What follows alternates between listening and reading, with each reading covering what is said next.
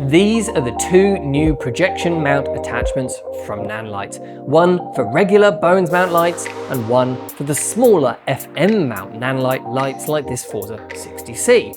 And they are a big step forwards over the regular projector mount option, both in physical design and features, because they now zoom and rotate.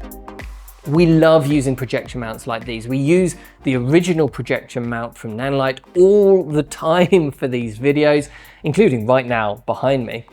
We do a wide range of different effects with these, from very obvious, like now, to very subtle ones. If you look through our videos on this channel, you're going to see this cropping up time and time again in pretty much every single video over the last few years. So needless to say, we are incredibly pleased to see new and updated versions.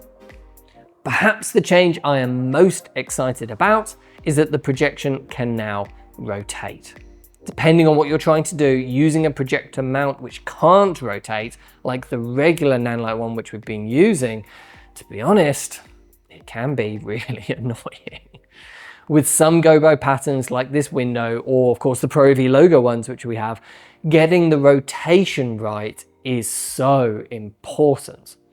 This feature alone means I'd recommend these new ones over the older one. To rotate it, it is just this one simple screw knob on the top to loosen, and then the whole front rotates. Very quick, very easy, it's not over-engineered, nice and simple, but this is all it needs to be. The other big new feature is that they can now zoom. The Bowens mount one goes from 25 to 45 degrees, and the FM mount one goes from 18 to 35 degrees. This is so much more convenient than having to swap out the front element to vary how big your projection is. You only ever did that on the other one if you really had to for the situation you were in, but now you can just easily fine-tune the projection sizing to your heart's content while working. One thing to keep in mind though is that as you zoom each of these, the focus on the projection does dramatically change. So you will likely have to refocus to where you want it after each zoom. So they can now zoom and rotate, which is new, but there is of course a lot that is the same. So let's quickly run through the rest of the functionality for those of you who may not be familiar with projection mounts like these. With nothing engaged, they project a big round circle spotlight. As this is essentially a big lens in front of your light, you do need to focus it. The screw underneath here loosens the whole front element, and then you just move it forwards or backwards physically to focus your beam. Sometimes you're going to want this sharp and crisp, and sometimes you're going to want it really soft and more natural.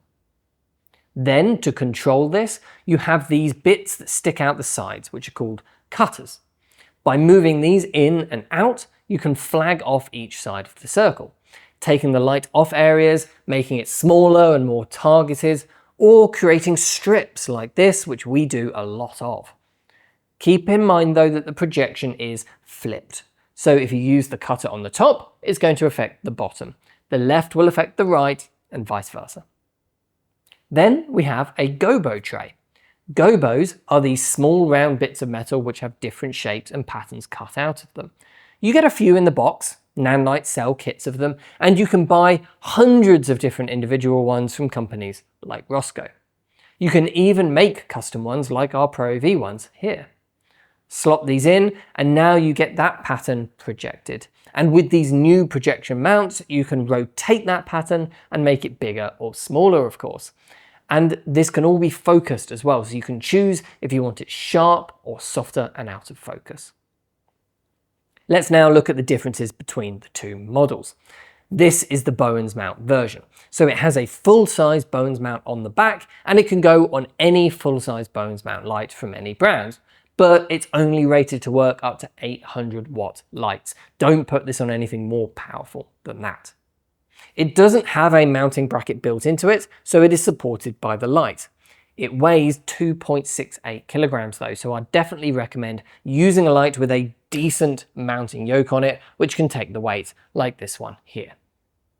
Meanwhile, this is the FM version. So this is Nanlite's own mini Bones mount. So it'll only go on their small lights like the Forza 60C or 60B or the FC 120C. So much less of a flexible tool to just add into your kit compared to the Bones mount, which can go on so many different lights that are out there that you might already have.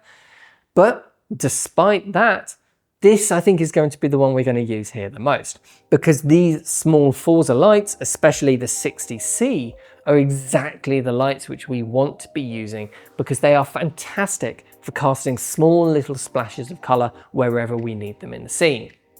We don't need anything too big or too bright for this studio. The 60C is easily bright enough for us and our work. There are a few key differences between these two products apart from the mounts though. They aren't exactly the same. The most obvious one is the yoke, which is built into the FN mount version. This is fantastic and makes the whole system much nicer to use than the previous one, which had this tension-based mount, which wasn't really up to the job, to be honest. Because of this, we tended to ignore it and use the Forza's built-in yoke instead, which is stronger, but it makes the whole system quite front-heavy and unbalanced. This new yoke is so much better. It's large and more balanced with a good single locking lever to use. It's great. Then there's the zoom differences, which we already mentioned, but the FM is a 18 to 36 degree zoom, while the Bones mount is 25 to 45, so that's quite a bit wider.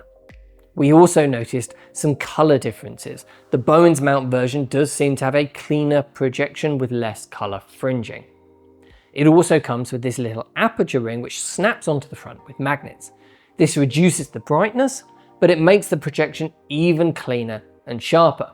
So if clean, sharp projections are important to you, the Bones mount one is probably the better choice. So that's the two new projection attachments from Nanlite. I'm sure you can see just how pleased we are to see these. We're going to be using these in our work a lot moving forwards, I'm sure. But let us know what you think of them in the comment section. Make sure you subscribe for more videos like these, and if you want to buy them for your own work, of course, just head over to ProAV. Thanks for watching. I'll see you in the next one.